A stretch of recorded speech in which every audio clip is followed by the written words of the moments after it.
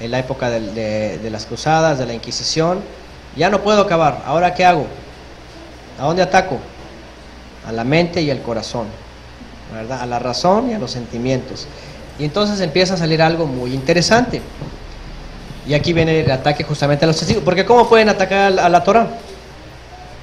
¿Cómo pueden atacar a la Escritura? Con razonamientos humanos, nada más, ¿sí o no? La lógica, mira, ¿cómo es posible que esto, si la ciencia dice que así? ¿Ok? ¿Y cómo pueden atacar a la fe?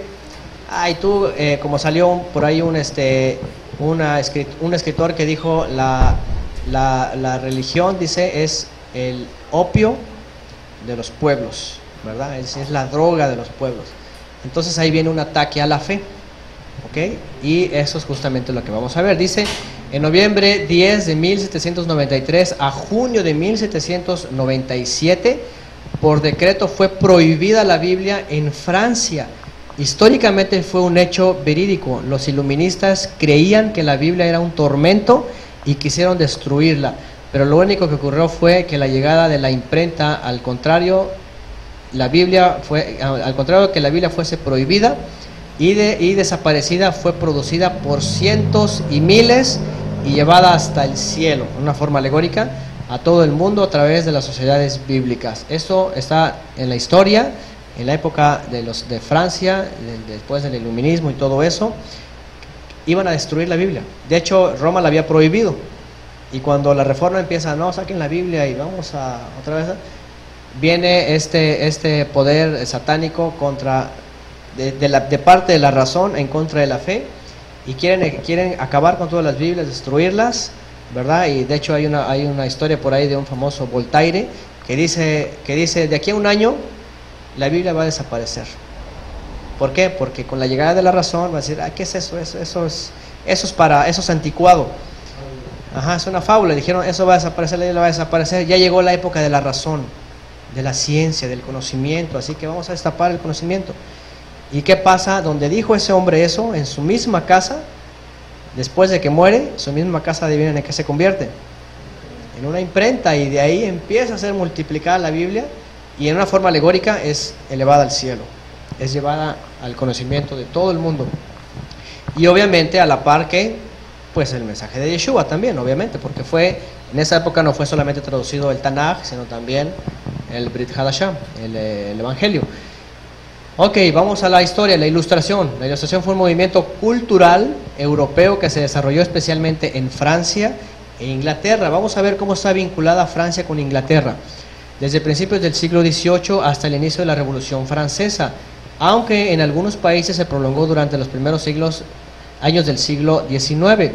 Fue denominado así por su declarada finalidad de disipar, según ellos, las tinieblas de la humanidad mediante las luces de la razón. ¿Ok?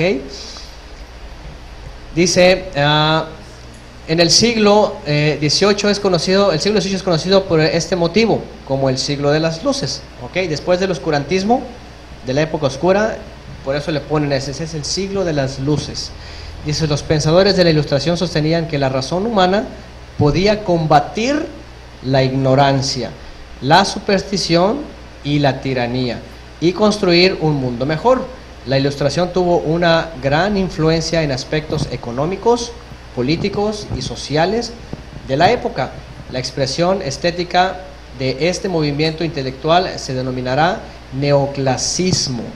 Y obviamente el siglo de las luces fue la que influyó en Europa y trajo como consecuencia influencia ¿en dónde? En América y en todo lo que se conoce como Occidente. La Ilustración como tal inserta su filiación doctrinal en el Renacimiento y especialmente en las corrientes racionalistas y empiristas del siglo XVII, de Descartes, de Locke, pasando por Bacon, Bailey, Galileo, Grotius, Hobbes, Leibniz, Newton, Spinoza. ¿Se acuerdan de Baruch Spinoza, quien pasó por la historia? Baruch Spinoza era judío y adoptó ese pensamiento. Ahora, vean, siglo XVI, siglo XVII, siglo XVIII. ¿Recuerdan que vimos un tema? ¿Alguien estuvo influenciado por el iluminismo? Herzl, Theodor Herzl, el fundador ¿de quién? del movimiento sionista para el Estado de Israel. ¿Recuerdan lo que decía él? Decía, tenemos que abogar por un Estado de Israel, un Estado judío de Israel que laico, porque si no, no nos va a dar Inglaterra la autorización. Entonces ellos eran influenciados por este movimiento de tal manera que el resultado es lo que vemos ahorita, un Estado judío completamente laico, abierto al pensamiento, abierto a la ciencia, abierto a todo eso. Y dice, y basa su posibilidad sociológica de desarrollo en las revoluciones políticas neerlandesas e inglesa. Ahorita vamos a ver lo importante que son los sajones, los famosos imperio que sale del Imperio Romano, que se llamaba sajones, y que vienen a ser los irlandeses y actualmente los ingleses. En el empuje de la burguesía y en las transformaciones económicas en gestión. ¿Recuerdan la Revolución Industrial? Producto también del iluminismo, apoyadas en una coyuntura en alza que desembocaría en la Revolución Industrial. La ilustración significa el movimiento del hombre al salir de la puerilidad o de la ignorancia mental de la que él mismo es culpable. Puerilidad es la incapacidad de usar la propia razón sin la guía de otra persona. ¿Qué les parece? O sea, ellos estaban diciendo, nosotros les vamos a enseñar a pensar, nosotros les vamos a enseñar a razonar. Miren, dejen esas cosas bíblicas y místico y no sé qué, vengan a las escuelas. Ahora, algo muy interesante que ocurrió después de aquella época es de que en Occidente, en toda América, sobre todo en Estados Unidos, cuando el evangelio aparentemente parecía puro, empezaron a enviar a muchos jóvenes que querían ser pastores, ¿adivinen a dónde? A Europa, Inglaterra, Francia, a los seminarios bíblicos modernos, en donde, ¿qué hicieron? Toda la fe la empezaron a torcer y empezaron a sacar todas esas ideas ecuménicas, carismáticas y todo eso, y vamos a ver en qué resulta. Ya lo vimos, ¿en qué resulta? La Odisea, una generación de creyentes trastornados en la fe. Y dice, ellos dijeron entonces, dice, esta puerilidad es culpable cuando su causa no es la falta de inteligencia, sino la falta de decisión o de valor para pensar sin ayuda ajena. O sea, lo que estaban diciendo ellos prácticamente es, ven a las escuelas, te vamos a iluminar la mente para que puedas entender y puedas tener razón. ¿Ok? Y obviamente eso se ha involucrado a nivel general en todas las universidades y los que están en la escuela, ¿sí o no? ¿Qué enseñan ahí? Que si se trata de evolución, si se trata de ciencia, si se trata de razonamientos empíricos, ¿verdad? Todo eso, y obviamente eso se contrapone a la escritura, siempre se va a contraponer a la Torah. Desde Gran Bretaña, donde algunos de los rasgos esenciales del movimiento se dieron antes que en otro lugar, la ilustración se asentó en Francia, donde la anglofilia fue distribuida por Voltaire y produjo aquí su cuerpo ideológico, el enciclopedismo, y sus más representativas personalidades, Montesquieu, Diderot, Rousseau, Buffon. Si van ustedes a todo eso se van a acordar de ello. Según muchos historiadores, los límites de la ilustración han alcanzado la mayor parte del siglo XVII, aunque otros prefieren llamar a esta época la era de la razón. Ambos periodos se encuentran en cualquier caso unidos y emparentados, e incluso es igualmente aceptable hablar de ambos periodos como de uno solo. ¿Ok? La era de la razón, el iluminismo y todos estos personajes. Para entender correctamente el fenómeno de la ilustración hay que recurrir a sus fuentes de inspiración fundamentales: la filosofía de Descartes, basada en la duda metódica para admitir solo las verdades claras y evidentes. ¿Ok? Cuando les dice a ellos, a los pensadores, el Eterno creó los cielos y la tierra, ¿qué dicen? Eso no me dice nada, demuéstramelo, ¿verdad? Demuéstramelo.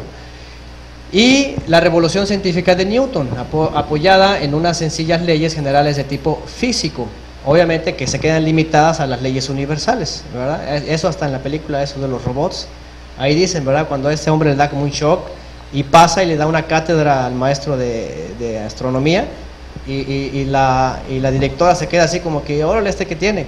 Entonces realmente al final de cuentas la razón humana se queda limitada al conocimiento del universo. Entonces dice, los ilustrados los ilustrados pensaban que estas leyes podían ser descubiertas por el método cartesiano y aplicadas universalmente al gobierno y a las sociedades humanas.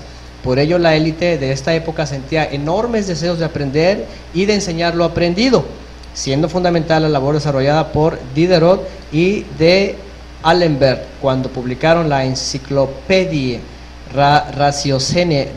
Y aquí está este pequeño Larousse ilustrado, tiene que ver con el enciclopedismo. ¿Qué es eso? Es simplemente una gama de definiciones y de razón, de ciencia, de conocimiento, que se compiló en libros, ¿ok? Y dice completada en 1764 con el diccionario filosófico de Voltaire. Ese es el producto justamente del iluminismo.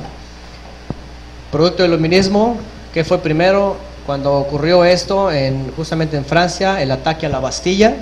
Okay, aquí está una imagen que proyecta justamente esa época, y vean, es muy interesante porque el iluminismo promovió a esta mujer, ¿verdad? Esta mujer que obviamente aparece en una forma obscena y trae la bandera francesa. Esa es una ilustración del ataque a la Bastilla.